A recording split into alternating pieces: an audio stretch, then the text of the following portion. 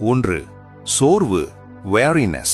சோர்ந்து போகாமல் ஜெபம் பண்ண வேண்டும் என்ற இயேசுவின் அறிவுரை ஜெப வாழ்க்கையின் அடிப்படை. பிசாசின் ஆயுதமான சோர்வுக்கு இடமளிப்பது ஆபத்து காலத்தில் நாம் பலவீனமடைய வழிவகுக்கும். 2. வீண் பேச்சு, vain talk. வீணாக பேசி காலத்தை கழிப்பது தேவனோடு செலவிட வேண்டிய அரிய நேரத்தை இழக்கச் செய்கிறது. 3. தூக்கம், sleep. ஜெபிக்க வேண்டிய முக்கியமான வேளையில் தூங்குவது விழிப்புணர்வின்மைக்கு அடையாளம். கெத்செமனே தோட்டத்தில் சீஷர்கள் தூங்கினார்கள். விழித்திருந்து ஜெபம் செய்யாத போது நாம் சோதனைக்கு உள்ளாகிறோம். 4. உலக கவலை, worldly anxiety. உலக கவலைகள் நமது இருதயத்தை ஒடுக்கும். உலக கவலை நமது சிந்தையை கவர்ந்து தேவனோடுள்ள உறவை நாடவிடாமல் நம்மை தடை செய்யும். 5.